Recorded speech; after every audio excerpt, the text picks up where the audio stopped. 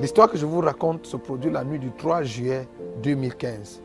Après que nous ayons été dans un temps de prière et de jeûne, depuis avril 2012 que nous avons commencé à prier et à chercher Dieu, le Seigneur m'a divinement averti d'aller à Ashland.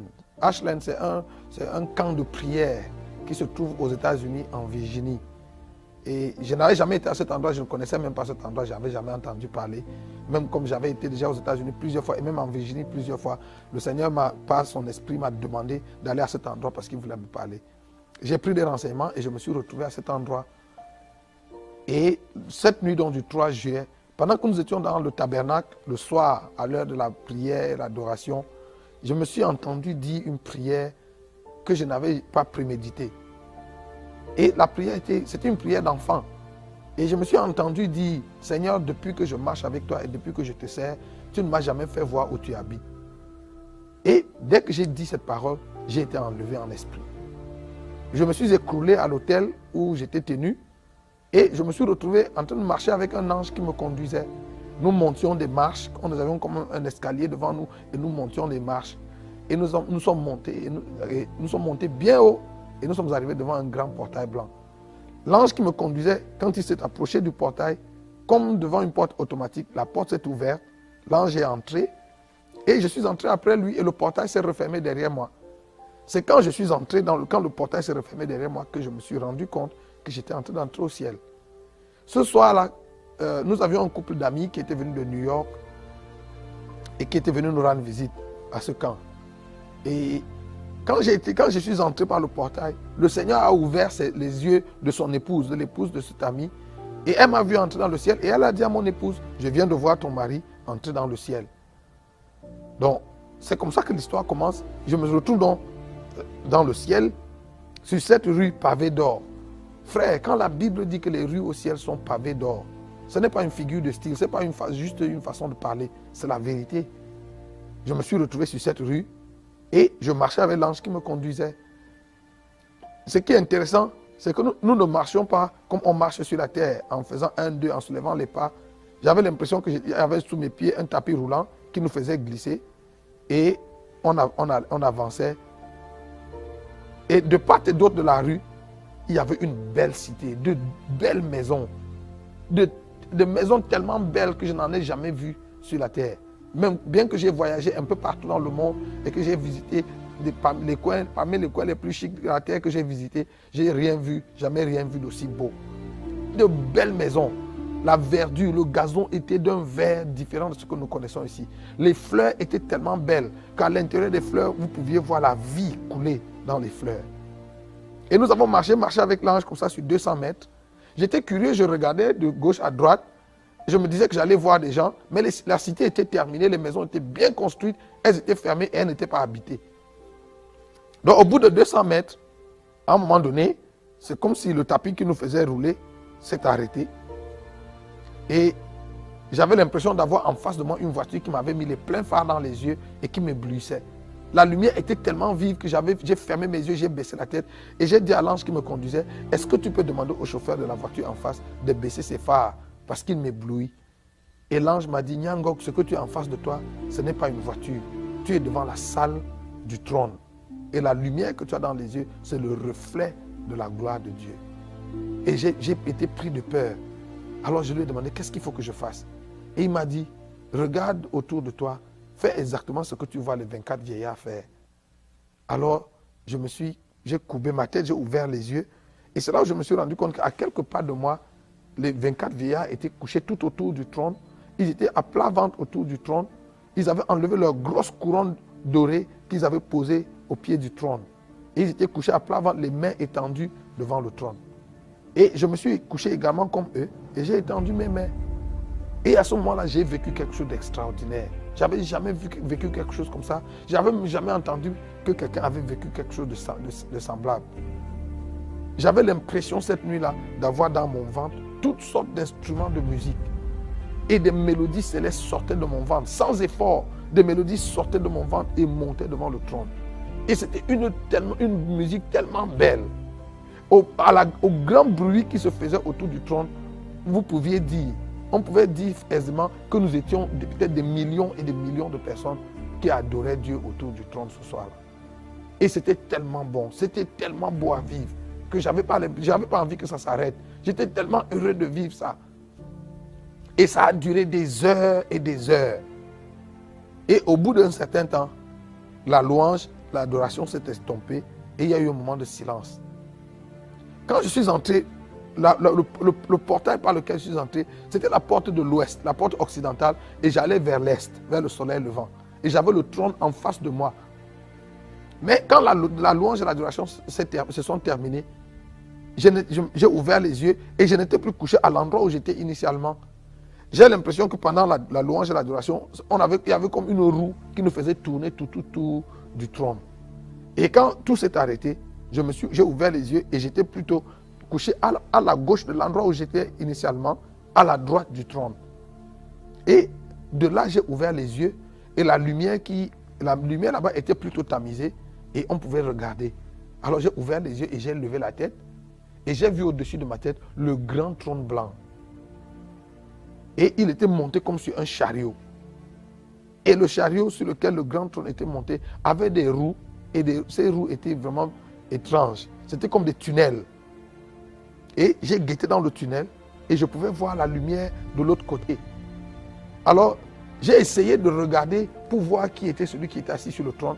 Mais du trône émanait une lumière impénétrable que je ne pouvais pas regarder. C'est comme essayer de regarder le soleil quand il brille dans sa force.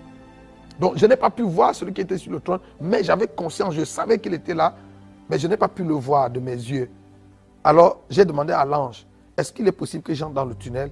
Parce que je voulais aller voir ce qui se faisait de l'autre côté. J'avais l'impression que de l'autre côté, il y avait des gens, il y avait une activité qui se faisait là-bas. Et l'ange m'a regardé bizarrement et m'a dit, mais Nyangok, les gens ne passent pas souvent par ce tunnel. Pourquoi toi tu vas entrer dans le tunnel? Je lui ai dit, oh non, parce que je vois la lumière de l'autre côté. Et je me dis qu'il doit y avoir des gens là-bas. Je voudrais aller voir ce qui se passe. Et après une petite hésitation, l'ange m'a dit, exceptionnellement, je te laisse entrer. Alors je suis entré dans le tunnel. Initialement, j'avais l'intention d'aller voir ce qui se faisait de l'autre côté. Mais quand je suis arrivé au milieu du tunnel, exactement en dessous du trône, j'ai changé d'avis. Comme si j'avais entendu une voix qui me disait, mais Nyangok, tu jeûnais et tu priais, tu as jeûné et prié depuis toutes ces années parce que tu voulais voir Dieu. Et le voici assis sur le trône au-dessus de ta tête. Et tu veux le traverser pour aller satisfaire ta curiosité à regarder je ne sais pas quoi de l'autre côté. Alors j'ai changé d'avis, je me suis donc couché en dessous du trône, dans le tunnel en dessous du trône. Et j'étais tellement heureux d'être à cet endroit. Je me disais, waouh, finalement me voici. Je suis au ciel. Cette histoire que je lisais dans la Bible, que j'ai lue dans la Bible toutes ces années, donc c'est vrai. Et j'étais tellement heureux du privilège, de l'honneur que Dieu m'avait fait d'arriver à cet endroit. J'étais tellement heureux, je me disais, qu'est-ce que j'ai fait pour mériter un si grand honneur? Je me disais, combien d'hommes sur la terre, combien de serviteurs de Dieu, combien d'enfants de Dieu sur la terre n'ont jamais eu le privilège d'arriver à cet endroit? Et pendant que je me réjouissais donc du privilège que Dieu m'avait fait d'arriver jusque-là, j'ai entendu ma voix comme dans un haut-parleur. J'ai entendu le Seigneur m'appeler Nyangok. J'ai répondu, oui Seigneur. Et il m'a dit, est-ce que tu as vu la cité lorsque tu es entré dans la ville? Je lui ai dit, oui, j'ai vu la cité. Et il m'a demandé, est-ce que tu as remarqué que les travaux de construction de la cité sont terminés? Que les maisons, les demeures sont construites et qu'elles sont terminées? Je lui ai dit, oui Seigneur, j'ai remarqué. Et il m'a dit, est-ce que tu as aussi remarqué que la cité est inhabitée? J'ai dit, oui Seigneur, j'ai remarqué parce que j'étais curieux. Je me demandais, mais pourquoi il n'y avait personne? Je regardais, je croyais que j'allais voir une ou deux personnes ou reconnaître même des gens. Et j'ai dit, j'ai remarqué qu'il n'y avait personne. Et le Seigneur m'a dit, c'est pour ça que je t'ai fait venir. Je t'ai fait venir ici pour te montrer que les travaux de construction des cités dans lesquelles les élus vont vivre sont terminés. Et que la seconde venue de Jésus sur la terre pour enlever l'église est plus qu'imminente. Mais que l'église n'était pas prête. Et le Seigneur m'a dit, je t'ai aussi fait venir pour te montrer. La cité que tu as vue, elle est inhabitée encore parce que ceux qui doivent occuper ces maisons sont encore sur la terre. J'ai dit oui Seigneur. Et le Seigneur m'a dit, si la trompette devait retentir aujourd'hui, un petit nombre de chrétiens seulement sur la terre seraient sauvés. Et je me suis exclamé en disant, mais Seigneur, pourquoi un petit nombre? Et le Seigneur m'a dit, un petit nombre Parce que l'église sur la terre est remplie d'idolâtrie. Et le Seigneur est allé plus loin en me disant, même dans ton église. J'ai dit, non Seigneur, dans mon église à Alpha Naomi, il n'y a pas d'idolâtrie. Nous n'avons pas de monument, nous n'avons pas de statue, nous ne nous prosternons pas devant un homme ou devant quoi que ce soit. Et le Seigneur m'a dit, l'idolâtrie qui est dans l'église aujourd'hui n'est pas seulement l'idolâtrie des monuments ou des statues devant lesquelles les gens se prosternent. Le Seigneur m'a dit, l'idolâtrie qui est dans l'église aujourd'hui se trouve dans le cœur de mon peuple. Et cette idolâtrie est cultivée et entretenue par vous, les serviteurs de Dieu. Vous savez, quand le Seigneur a commencé à me dire ça, j'ai commencé à pleurer. Et j'ai dit, Seigneur, s'il y a l'idolâtrie dans mon église, ça veut dire que toi et moi, nous n'avons pas la même définition de l'idolâtrie. Nous n'avons pas la même définition de ce qu'est une idole. Est-ce que tu peux me dire, d'après toi, ce que tu appelles une idole? Et le Seigneur m'a dit, l'idole, d'après moi, c'est toute chose qui discute avec moi la place ou l'attention dans le cœur de mon peuple. Tout ce qui discute la place avec Dieu dans notre cœur, tout ce qui discute l'attention avec Dieu dans notre cœur est une idole. Et quand le Seigneur m'a montré cela, j'ai commencé à pleurer. Et le Seigneur m'a dit, je t'ai fait venir ici, mais je te renvoie sur la terre pour que tu ailles parler à tes frères, aux serviteurs de Dieu, aux servants de Dieu, que tu ailles partout où il y a des hommes et que tu parles à mes serviteurs. Je lui ai demandé, Seigneur, comment est-ce que nous avons cultivé l'idolâtrie dans le cœur de ton peuple? Et le Seigneur m'a dit, parce que vous, mes serviteurs, vous avez changé le message. Vous avez quitté le message original, le message essentiel de l'évangile. Aujourd'hui, vous prêchez les choses que vous aimez, les choses que les gens aiment entendre. Et j'ai demandé au Seigneur, alors Seigneur, c'est quoi le message? Le Seigneur m'a dit, le message de l'évangile, c'est Christ, c'est Jésus-Christ et Christ crucifié et rien d'autre. Et le Seigneur m'a dit, peu importe ce que vous prêchez, peu importe ce que tu prêches, si ce n'est pas ancré en Christ et en Christ crucifié, si ça n'a pas pour socle ou pour centre Jésus-Christ et Jésus-Christ crucifié, tu es à côté de la plaque. Et le Seigneur m'a dit, je suis fâché de vous, mes serviteurs, vous les prédicateurs, parce que c'est vous qui avez détourné les regards du peuple de moi. Et je me suis rappelé de cette parole de l'apôtre Paul dans Colossiens chapitre 3. L'apôtre Paul dit, si vous êtes ressuscité avec le Christ, recherchez les choses d'en haut où Christ est assis à la droite de Dieu. Affectionnez-vous aux choses qui sont en haut et non à celles qui sont sur la terre. Et le Seigneur m'a dit, c'est vous qui avez baissé les regards de mon peuple des choses d'en haut pour les mettre sur les choses de la terre. Parce que vos messages, tous vos messages et toutes vos prophéties tournent autour de Dieu va te donner le mari, Dieu va te donner le travail, Dieu va te donner ceci. Et le Seigneur m'a dit, et je n'ai pas un problème à donner ça à mon peuple. Sauf que c'est à ça que vous les avez conduits. C'est à ça que vous avez tourné leur regard. Et mon peuple a enlevé les yeux de moi et des choses d'en haut pour les fixer sur les choses de la terre. Le Seigneur m'a dit, je t'envoie pour que tu ailles parler à mes serviteurs et à mes servantes et appelle-les à revenir au message, à l'essentiel du message. Le message de l'évangile doit être centré sur Christ et centré sur le calvaire.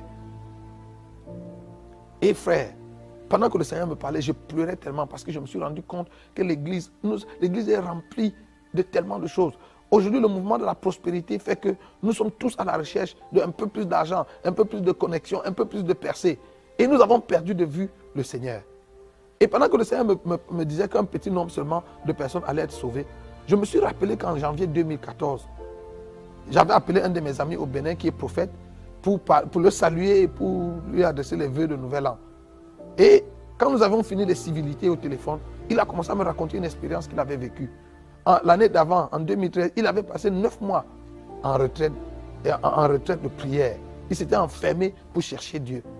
Et vers la fin de sa retraite, un soir, pendant qu'il priait, le Seigneur, il a été enlevé, il se retrouvait dans une transe et le Seigneur lui a montré une vision. Et le Seigneur lui a montré en vision la fin des temps. Le Seigneur avait rassemblé les habitants de la terre à un coin et le royaume des cieux était de l'autre côté. Et entre la terre et le royaume des cieux, il y avait un pont, comme une passerelle. Et en dessous de ce pont, il y avait l'étang ardent de feu. Et d'après la vision qu'il a eue, le Seigneur faisait l'appel, il appelait les hommes les uns après les autres. Et quand c'était votre tour, quand vous entendiez votre nom, vous veniez sur le pont. Et dès que vous montiez sur le pont, il y avait c'était comme un pont électrique qui vous faisait avancer sans que vous fassiez un effort. Et le Seigneur commençait à vous raconter l'histoire de votre vie.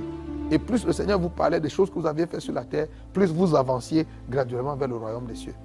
Et si le Seigneur finissait de parler et que vous n'aviez pas traversé, le pont s'ouvrait et vous tombiez dans le feu. Et il me dit que les 1000 premières personnes qui ont été appelées, 2 seulement sont entrées dans le royaume des cieux. Et il était la 1001e personne que le Seigneur a appelée. Et quand le Seigneur l'a appelé, le Seigneur lui a dit, lui a donné son nom, tu es prophète, tu as voyagé dans les nations du monde, tu as implanté les églises, tu as prêché dans les conférences, dans les campagnes d'évangélisation, dans les croisades, dans les séminaires, ainsi de suite. Tu as fait toutes ces choses pour moi. Et il répondait, oui Seigneur, et il avançait, et il avançait. Et il dit qu'il était à 2 pas de franchir le pont pour entrer dans le royaume des cieux quand le Seigneur lui a dit, malheureusement, toutes ces choses, tu les faisais pour toi et non pour moi. Et le pont s'est ouvert et il est tombé dans le feu. Et c'est à ce moment qu'il est sorti de la vision. Et quand il est sorti de cette vision, le Seigneur a commencé à lui parler de la seconde venue de Jésus et de la fin des temps qui était proche. Donc, il me raconte la vision et il me l'a raconté en pleurant au téléphone. Et il m'a dit, mon frère Pierre, il faut qu'on commence à prêcher le retour du Seigneur, qu'on commence à préparer l'église au retour du Seigneur. Il dit, le Seigneur m'a montré l'enlèvement, le Seigneur m'a montré la fin des temps. Et le Seigneur m'a montré que moins de 2% des chrétiens seulement sur la terre vont être sauvés. Quand il me l'a dit ce jour-là, dans ma pensée, je me suis dit, ah, frère, je comprends que pas beaucoup de gens vont être sauvés, mais de là à dire que moins de 2%, je me disais que même peut-être un dixième, même la dîme, ou même 20%, moins de 2%, en tout cas le chiffre me paraissait trop peu, trop petit. Alors, mais je ne le lui ai pas dit, ça c'était ma réflexion. Et puis j'étais à mon épouse, on a écouté, il nous a raconté la vision qu'il avait eue. Et puis après on a commenté, on a dit, ah bon, vraiment, il faut qu'on se prépare vraiment pour le retour du Seigneur. Mais 2%, moi je ne suis pas sûr. Donc ce jour-là, pendant que j'étais couché dans le tunnel, et j'ai demandé au Seigneur, mais pourquoi un petit nombre? Alors que dans toutes les nations, il y a des églises qui poussent, des grandes églises qui poussent, et des milliers de gens, beaucoup plus de personnes viennent dans les églises pour prier, pour te chercher. Et le Seigneur m'a dit, Nyango, ne te laisse pas séduire par le grand nombre de personnes que tu vois qui affluent à l'église. La grande majorité de ces personnes ne viennent pas à l'église pour me chercher. Ce n'est pas moi qu'elles cherchent. Elles viennent pour chercher les choses que je donne. Elles ne veulent pas avoir une relation avec moi. Ce qui les intéresse, c'est les choses que je donne. Et j'ai dit, ah Seigneur, mais quand ces gens viennent quand même prier et te demander ces choses, tu les leur donnes. Et le Seigneur m'a dit, oui, je le leur donne parce que je suis un Dieu généreux. Et il m'a dit, Nyango, ne te trompe pas. Je ne donne pas qu'aux chrétiens. Je donne aux chrétiens, je donne aux musulmans, je donne aux bouddhistes, je donne aux païens, je donne aux athées. Je fais lever mon soleil sur les justes et sur les méchants. Je fais pleuvoir sur les justes et sur les méchants.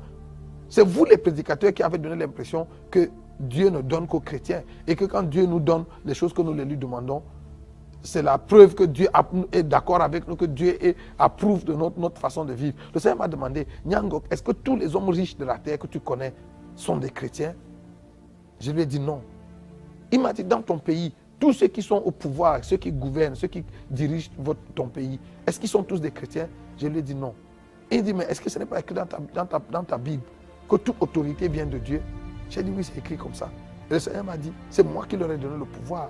C'est moi qui les ai rendus riches. Ils voulaient la richesse, je leur ai donné la richesse. Ils voulaient le pouvoir, je leur ai donné le pouvoir. Mais pour autant, ils ne sont pas mes enfants. Ils ne sont pas en règle avec moi. Et s'ils meurent dans l'état où ils sont, et s'ils ne se réconcilient pas avec moi, s'ils ne se répandent pas, ils vont aller en enfer, bien que pendant leur vie sur la terre, je leur ai donné argent, pouvoir, ainsi de suite. Et là, j'ai commencé à pleurer. Et le Seigneur m'a dit, dans ma nature de Dieu généreux, je sais partager. Et le Seigneur m'a montré un texte. Je suis sûr que j'avais déjà lu ce texte en passant, mais ce jour-là, ce texte a pris une autre dimension. Le texte c'est Exode 34, verset 14. Le texte dit, tu ne te prosterneras pas devant un autre Dieu, ou tu n'adoreras pas un autre Dieu, car l'Éternel, ton Dieu, porte le nom de jaloux. Il est un Dieu jaloux. Frère, je connaissais les noms de Dieu, mais je ne savais pas que Dieu portait le nom, qu'il n'était pas seulement jaloux, mais qu'il portait le nom de jaloux. Et le Seigneur m'a dit, dans ma nature de Dieu jaloux, je ne sais pas partager. Je ne sais pas cohabiter. Dès qu'il y a une situation de cohabitation ou de partage dans le cœur d'un de mes enfants, entre moi et quelque chose d'autre, je cède la place à cette chose et je me retire sur la pointe des pieds. Et pendant que le Seigneur me disait cela, je comprenais pourquoi, je comprenais cette citation qu'on a souvent utilisée à l'église et qui dit, si Jésus n'est pas Seigneur de tout, il n'est pas Seigneur du tout. Vous savez, Jésus est comme un enfant capricieux. Vous connaissez les enfants capricieux ou les fils uniques. Il veut que maman lui donne tout. Si maman lui donne un beignet alors qu'il voulait avoir deux, il ne prend pas, il jette le beignet. Je me rendais compte que le Seigneur est un peu comme ça. Si vous ne lui donnez pas, Jésus ne veut pas 80% ou même 95 ou 99% de notre cœur. Il veut notre cœur à 100% et il ne veut pas le partager. Il me dit, dans ma nature de Dieu jaloux, je ne sais pas partager. Et dès qu'il y a une situation de partage, je cède de la place et je me retire sur la pointe des pieds. Et pendant que le Seigneur me parlait, il m'a montré un frère que je connais, un serviteur de Dieu, qui est actif dans le ministère. Il m'a dit, regarde ce frère. Tu le connais? Non, j'ai dit oui, je le connais. Il m'a dit, regarde son cœur. Et pendant que le Seigneur me parlait, j'ai vu le frère devant moi et il était transparent à mes yeux. Et j'ai regardé dans son cœur et son cœur était rempli de toutes sortes d'ambitions, de toutes sortes de convoitises, d'envie des choses de cette terre. Son cœur était encombré de tout cela. Et le Seigneur Jésus était tenu derrière lui. Et le Seigneur m'a dit, tu as vu, son cœur est tellement plein de choses qu'il n'y a pas de place pour moi. Il y a longtemps qu'il s'est déconnecté de moi et il ne se rend même pas compte. Et le Seigneur m'a dit, je suis tenu derrière lui et depuis, je toque à la porte de son cœur, essayant de revenir. Et le Seigneur m'a dit, s'il ne se ressaisit pas et n'ouvre pas son cœur pour que je rentre, si la trompette retentit aujourd'hui et l'enlèvement se produit aujourd'hui, ce frère-là ne sera pas sauvé. Il ne sera pas enlevé. Et le Seigneur m'a dit, et dans l'église, il y a de nombreuses, ils sont de milliers comme lui, qui sont à l'église, mais qui ont le cœur rempli de tellement de choses. Et le Seigneur m'a dit, en cela, Ésaïe a dit vrai, que ce peuple m'honore du bout des lèvres, mais son cœur est loin de moi. Et le Seigneur m'a demandé, Nyangok, est-ce que tu sais pourquoi Ananias et Saphira sont morts? J'ai répondu tout bêtement, oui, ils sont morts parce qu'ils ont menti au Saint-Esprit. Et le Seigneur m'a dit, fais attention, regarde encore le texte. Acte chapitre 5, verset 3. Et le texte est apparu devant moi.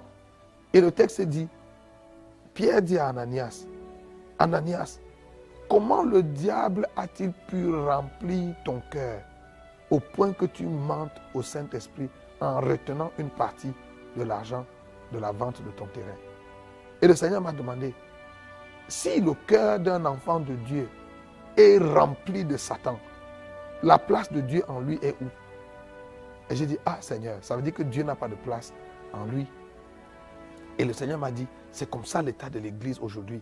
Le cœur des gens qui viennent dans nos églises est rempli de tellement d'envie. La plupart des gens qui viennent dans les églises ne viennent pas parce qu'elles veulent rencontrer Dieu. Elles viennent parce qu'elles veulent se marier, elles veulent voyager, elles veulent travailler, elles veulent avoir des enfants, elles ont des problèmes de santé, elles viennent pour être guéries.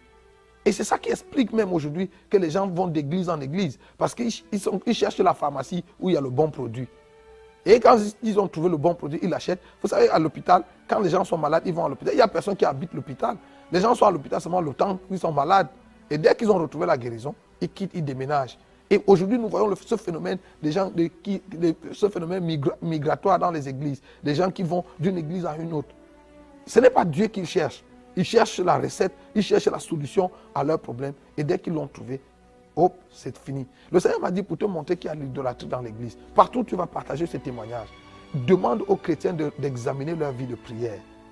Et le Seigneur m'a dit, sur 10 choses que le chrétien moyen sur la terre demande à Dieu chaque jour, 9,5 sont les choses de la terre. 9,5 sont des choses qu'il veut pour lui-même, pour les brûler, pour les utiliser dans sa vie.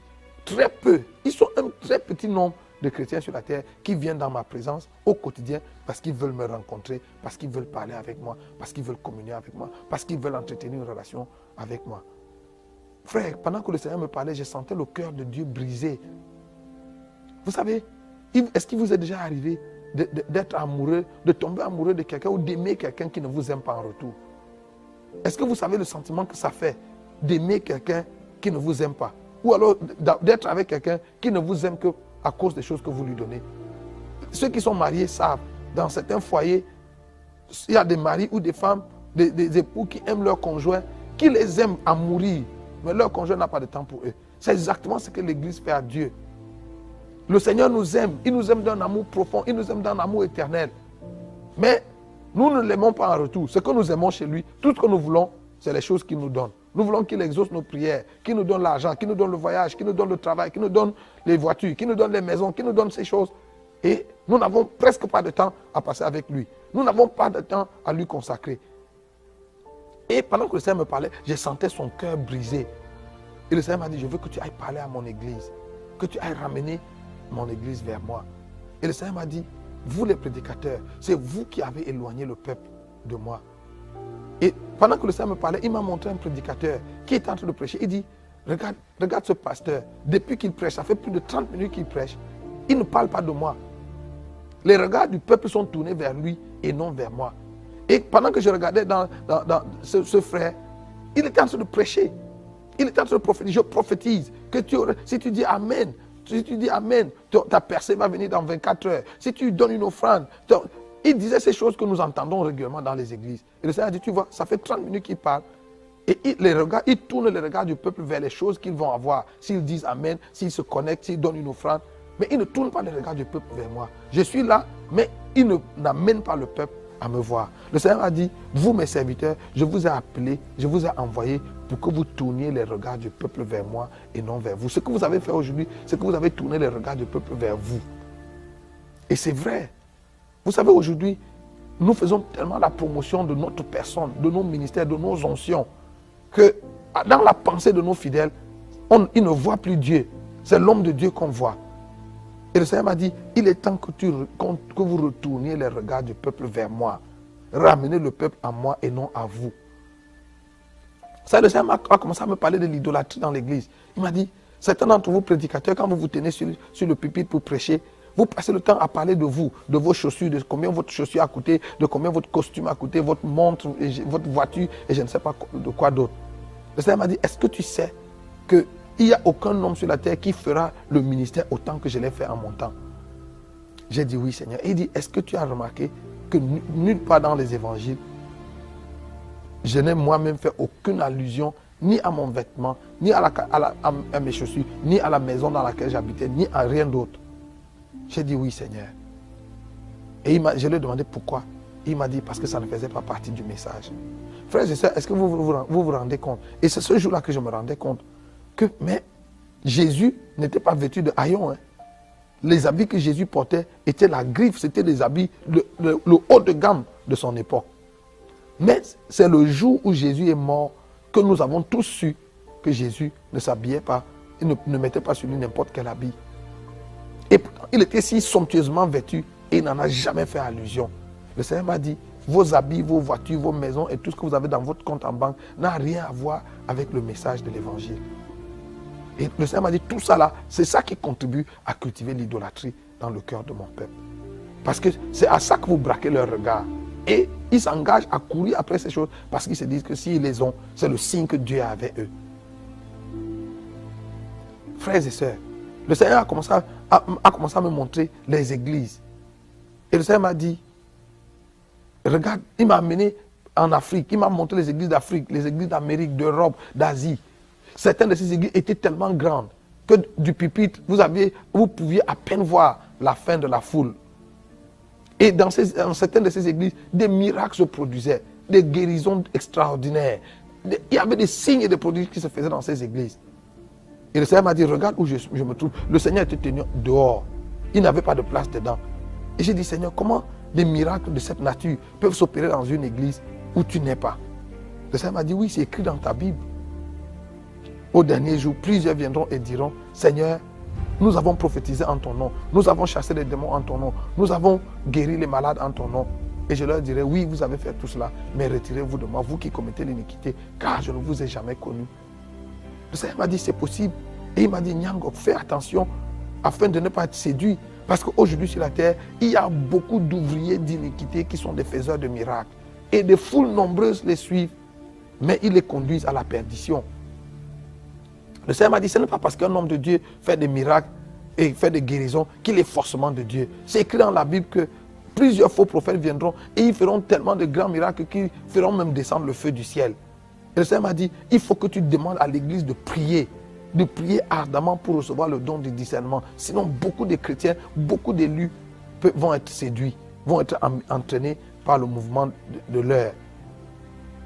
Et le Seigneur m'a montré ces églises. Et j'ai dit, Seigneur, comment ça? Comment c'est possible? Et le Seigneur m'a dit, souviens-toi, lorsque les enfants d'Israël sont sortis d'Égypte, après la traversée de la mer Rouge, l'idolâtrie est entrée dans le camp d'Israël.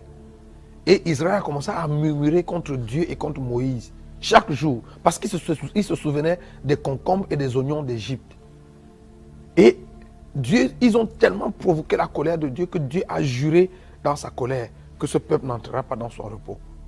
Et le Seigneur m'a dit, ce jour-là, quand j'ai juré que ce peuple n'entrera pas dans mon repos, je me suis retiré du camp d'Israël.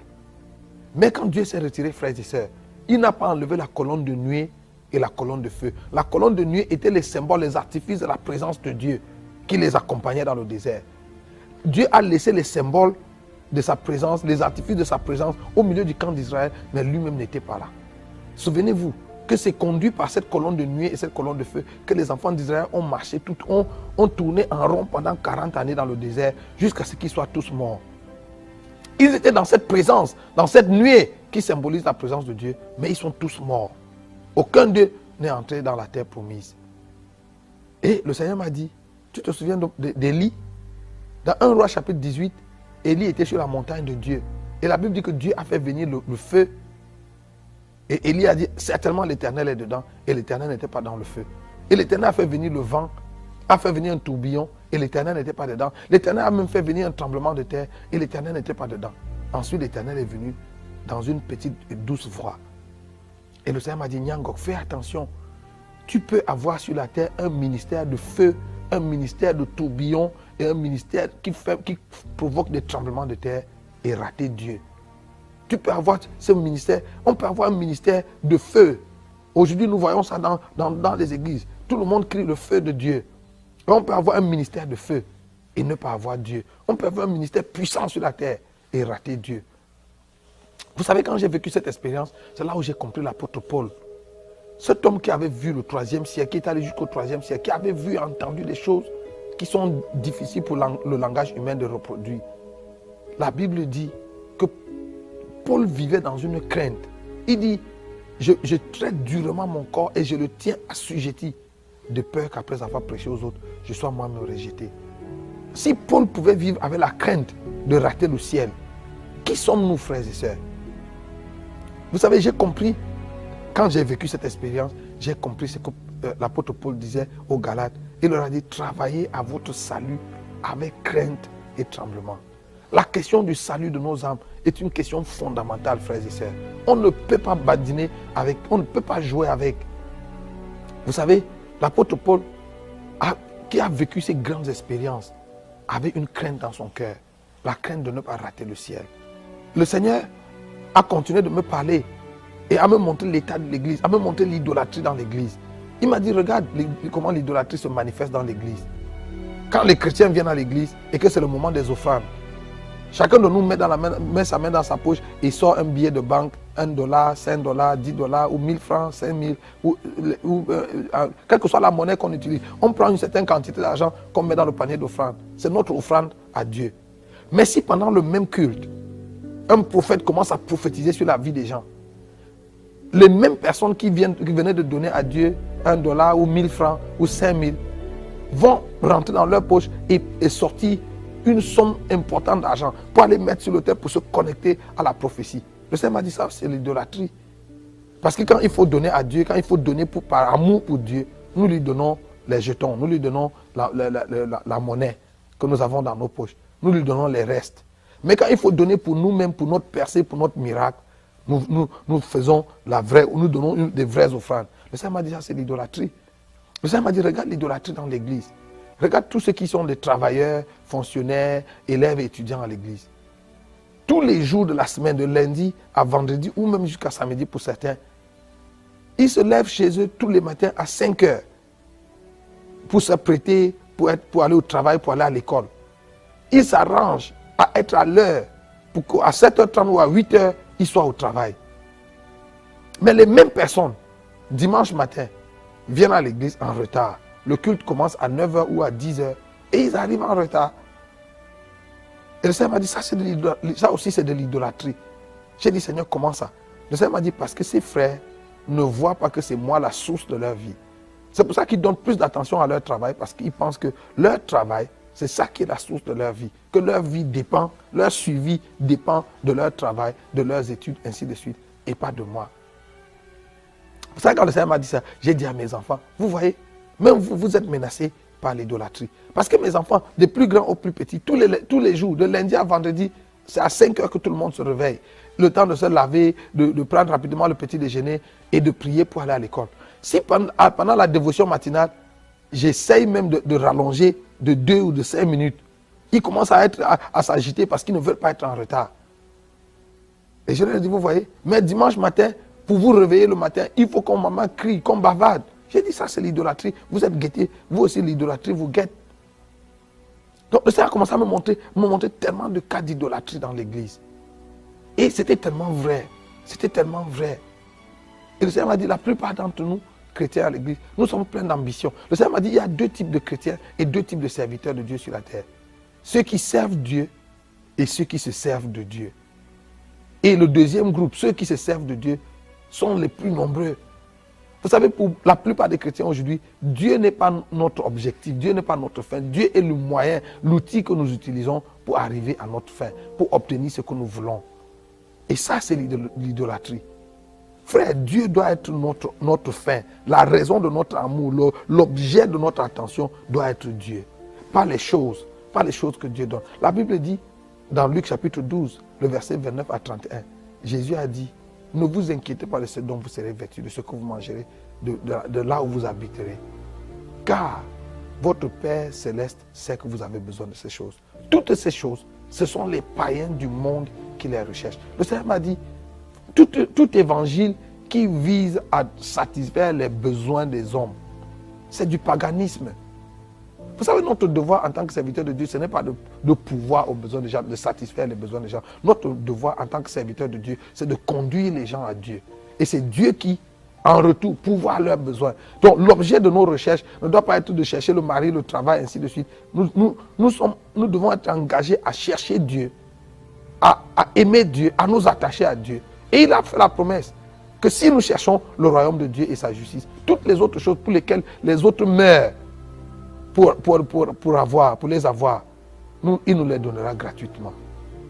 Vous savez, parlant des miracles dans l'église, le Seigneur m'a dit, tu as vu Judas, il faisait partie des 70 quand Jésus les a envoyés avec le pouvoir de guérir les malades et d'opérer les miracles. Judas était parmi les gens qui sont revenus et ont dit, Seigneur, oh, même les démons nous étaient soumis en ton nom.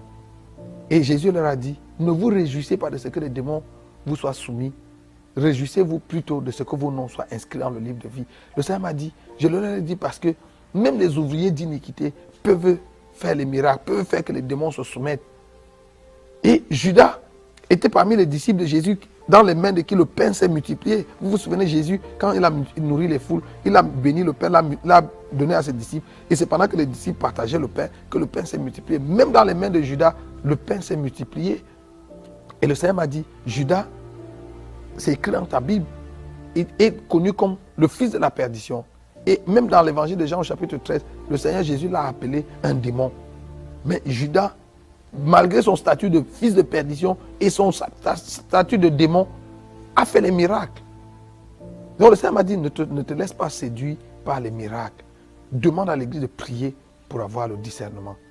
Frère, voilà le message que le Seigneur m'a donné. Le Seigneur m'a dit, je te renvoie pour que tu ailles parler à l'église. Que tu ailles demander à l'église de se préparer parce que la seconde venue de Jésus est plus qu'imminente. Frère, alors que je vous parle, je ne sais pas quel jour le Seigneur vient. Je ne sais même pas en quelle année. Je ne sais pas combien de temps il nous reste. Mais la seule chose que je sais, c'est que les signes de son avènement se sont multipliés autour de nous. Si vous regardez autour de nous, regardez la société telle qu'elle va. Tout le monde peut dire, même sans être prophète, que nous vivons vraiment la fin des temps. Je vous annonce, frère, que le Seigneur est à la porte. Est-ce que tu es prêt pour le retour du Seigneur? Vous savez, la Bible dit que sert-il à un homme de gagner le monde entier s'il perd son âme? Le salut de votre âme est une chose capitale. Vous savez, dans cette expérience que j'ai vécue, je me suis rendu compte qu'entrer au ciel, ce n'est pas une affaire simple. Ce n'est pas une affaire que tout le monde tout le monde va pas seulement entrer au ciel. Vous savez, le Seigneur Jésus, de sa propre bouche, a dit dans Matthieu 11, verset 12, depuis le temps de Jean-Baptiste jusqu'à aujourd'hui, le royaume de Dieu est forcé et seuls les violents le prennent par la force.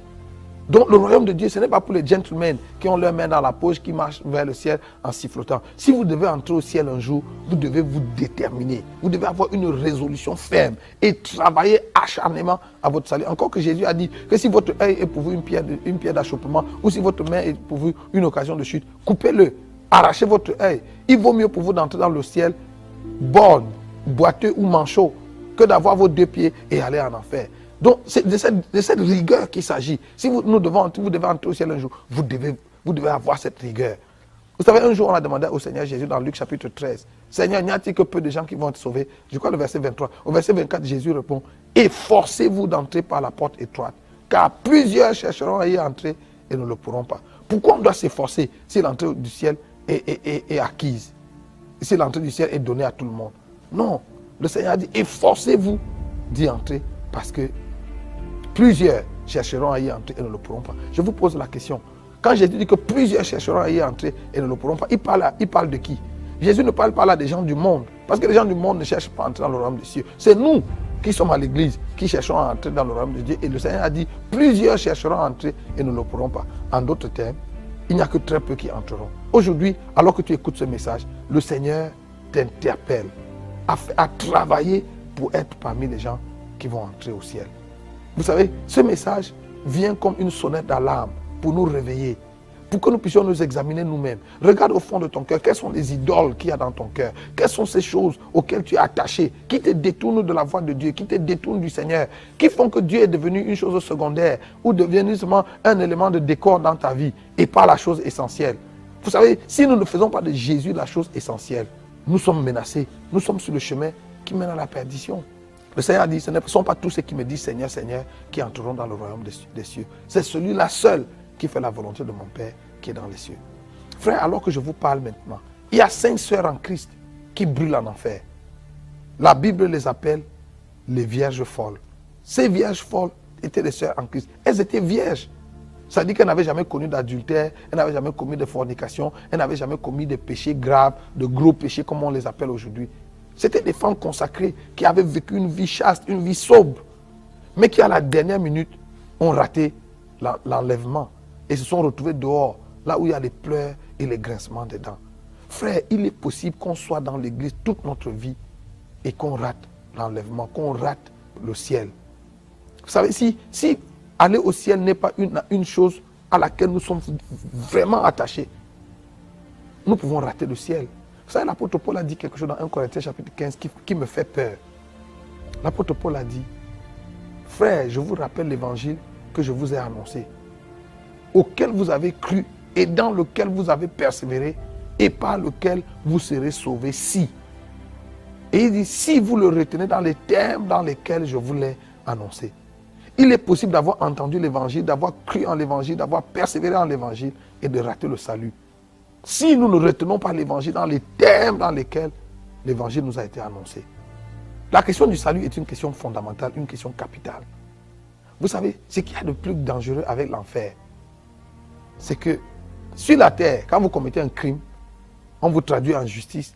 Et c'est le magistrat qui, après avoir écouté, après avoir examiné l'offense que vous avez commise, décide de la peine qui va vous être infligée.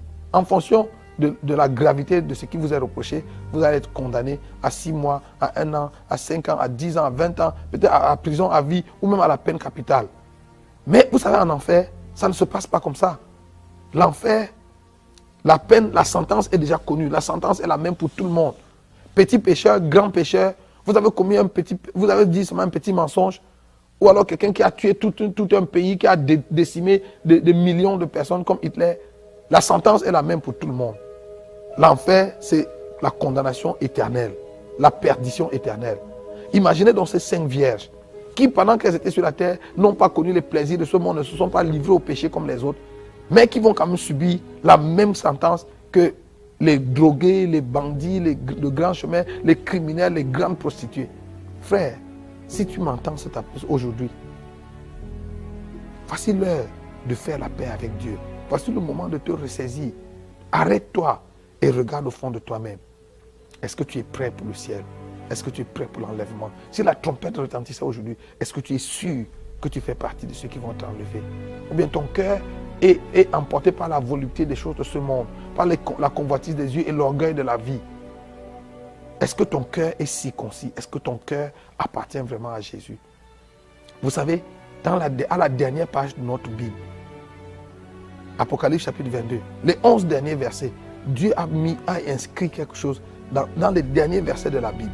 Et il les a écrits à cet endroit-là, afin que nul ne l'ignore. Le Seigneur a dit que celui qui est saint se sanctifie davantage. Et que celui qui est juste soit encore plus juste. Mais celui qui pêche, qu'il pêche davantage. Vous savez, le Seigneur nous donne la liberté. Écoute-moi frère, si tu es à l'église et tu n'as pas pour objectif premier d'aller au ciel et de vivre, de passer l'éternité avec Dieu, tu perds ton temps. Autant mieux aller dans le monde. La Bible te donne la permission d'aller dans le monde et de vivre dans le monde. Vis dans le monde, vis 100 à l'heure. Fais ce que tout le monde fait. Vas-y là dehors, couche avec tous les hommes, toutes les femmes, couche même avec les animaux comme on voit aujourd'hui. Bois tout ce qu'il y a à boire, les liqueurs, les alcools, les vins, prends même la drogue, fais tout ce qu'il y a là. Parce que la sentence sera la même au bout du compte. Mais si tu es résolu d'aller au ciel, frère, je lance un appel, engage-toi. Peut-être que tu m'écoutes aujourd'hui et tu n'es pas né de nouveau. Tu n'as pas reçu Jésus comme ton Seigneur et ton Sauveur personnel. Je voudrais te donner l'occasion de recevoir Jésus, d'inviter Jésus dans ta vie. Ce n'est pas par un hasard. Tu n'es pas seulement tombé sur cette chaîne par hasard. Tu ne regardes pas, tu n'écoutes pas ce message à ce moment par hasard. Dieu a voulu que tu écoutes ce message parce qu'il voulait que tu fasses partie de ceux qui vont être sauvés, de la minorité qui va être sauvée. Je te lance cet appel. Si tu n'as pas reçu Jésus dans ton cœur comme ton Seigneur et ton Sauveur, voici l'occasion de le faire. Et pour recevoir Jésus dans ton cœur comme ton Seigneur et ton Sauveur, tu n'as pas besoin, il n'y a pas de formule. La seule chose que tu dois faire, la Bible dit, quiconque invoquera le nom du Seigneur sera sauvé. La seule chose que tu dois faire, c'est d'invoquer le nom du Seigneur en toute vérité et en toute sincérité. Si tu ouvres ton cœur maintenant et tu dis à Jésus, Seigneur Jésus, viens dans ma vie et sauve-moi. C'est tout ce que tu dois dire du fond de ton cœur et Jésus va venir dans ta vie et tu vas être sauvé. Mais pour toi qui es chrétien et qui est un pied dedans, un pied dehors ou qui est à l'église mais qui a le cœur, ton cœur a été emporté par les plaisirs de ce monde, à la recherche du travail, du mariage et je ne sais pas quoi. Je te lance l'appel. Ouvre ton cœur. Laisse le Seigneur Jésus circoncire ton cœur. Laisse le Seigneur Jésus nettoyer ton cœur. Enlève toi-même les idoles de ton cœur et jette-les dans le feu. À la fin de mon entretien avec le Seigneur, je lui ai posé la question, Seigneur, maintenant que tu m'as fait la grâce de venir jusqu'ici, est-ce que tu peux me montrer dans mon cœur quelles sont les idoles qu'il y a qui peuvent m'empêcher de venir vivre ici éternellement? Et le Seigneur m'a dit, Nyangok, s'il y a encore quelque chose sur la terre qui t'impressionne, cette chose est une idole. S'il y a encore quelque chose sur la terre que tu dois avoir à tout prix, que tu dois faire à tout prix, ou un endroit où tu dois aller à tout prix, toutes ces choses-là sont des idoles. Voilà la dernière chose que le Seigneur m'a dit. Et l'entretien s'est terminé et je me suis retrouvé sur la terre. J'ai été enlevé ce jour-là, il était 20 h exactement à l'horloge de l'église. Et je suis revenu sur la terre à 3 h le matin. Ce que j'essaie de vous dire en quelques minutes a duré 7 heures d'horloge. Et pendant les 7 heures, le Seigneur m'a parlé non-stop. J'ai tellement pleuré. Vous savez, quand je suis revenu dans mon corps sur la terre, j'étais couché. On m'avait transporté de l'église et mon épouse m'avait ramené dans la chambre, aidé par les amis. Et j'étais couché sur le lit et mon oreiller, l'oreiller sur lequel j'avais posé ma tête, était trempé de larmes. J'avais tellement pleuré. J'avais tellement pleuré parce que je me rendais compte, non seulement de la condition générale de l'église, mais je me rendais compte qu'on peut avoir été en Christ toute sa vie. Comme moi j'ai accepté Jésus, j'avais 16, 17 ans. On peut avoir été en Christ toute sa vie et rater l'enlèvement le moment venu. Et j'avais tellement pleuré. Le Seigneur m'a dit, s'il y a encore quelque chose qui t'impressionne. Aujourd'hui dans l'église, nous avons des gens qui doivent se marier à tout prix, qui doivent voyager à tout prix, qui doivent construire leur maison à tout prix, qui doivent faire tellement de choses à tout prix. Frère, tout ça c'est de l'idolâtrie. Vous savez, notre objectif doit être d'aimer Jésus et de marcher avec Jésus et de vivre avec Jésus et d'aller être avec Jésus au ciel.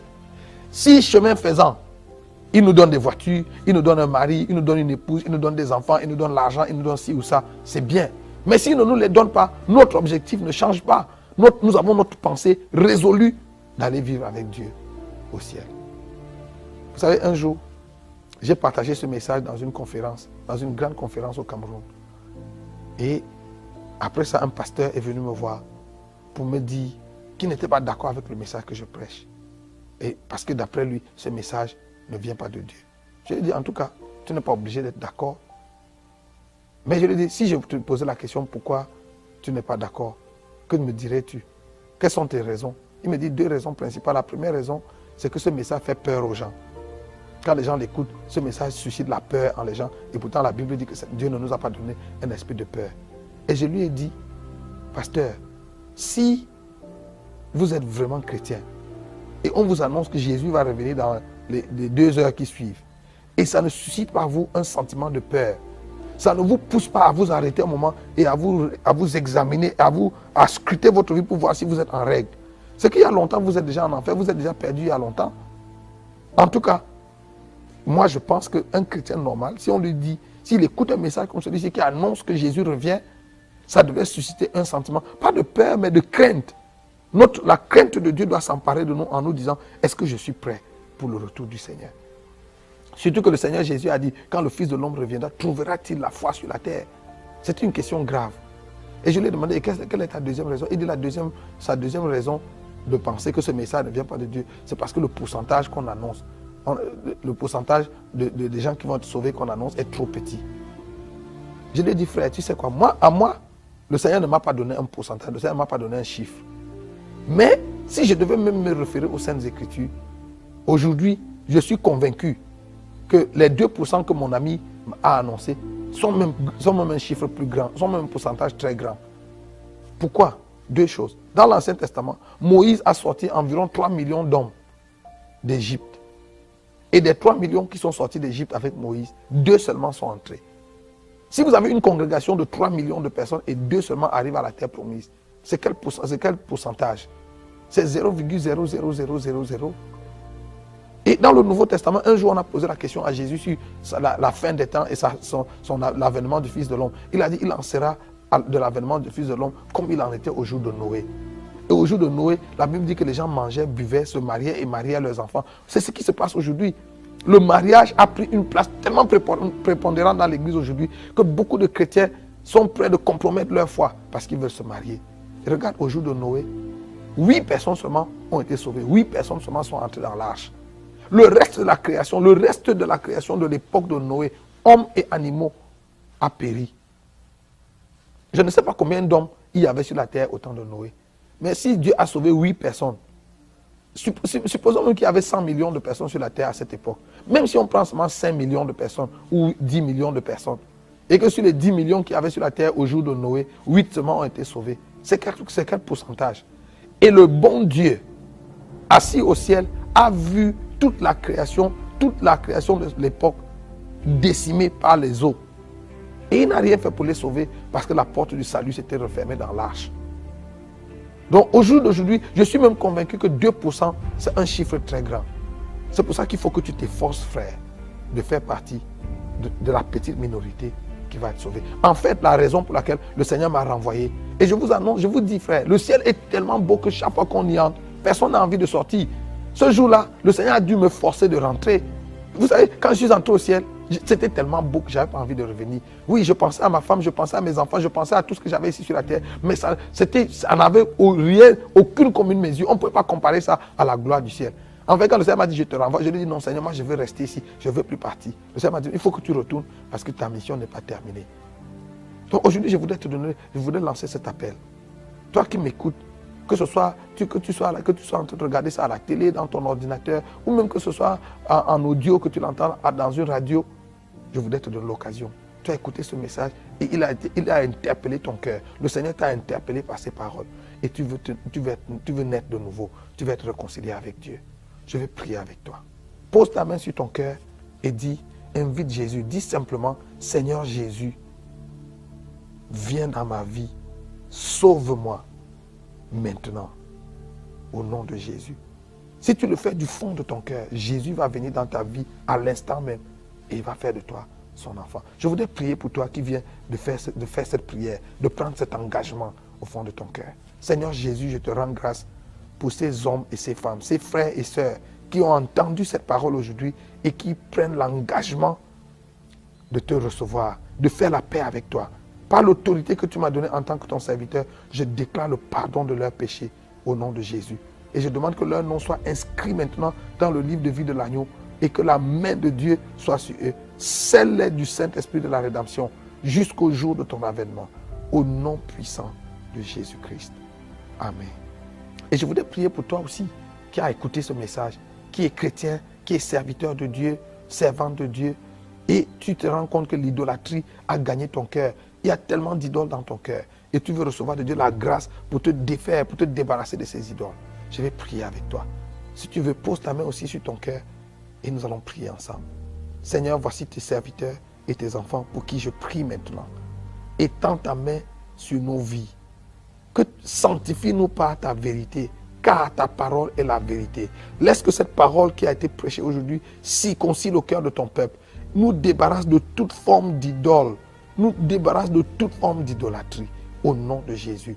Merci Seigneur de faire une œuvre nouvelle dans la vie de tous ceux qui ont entendu et qui répondent à ce message. À toi soit la louange, à toi soit la gloire, parce que tu es fidèle et tu le feras. Dans le nom de Jésus le Christ. Amen.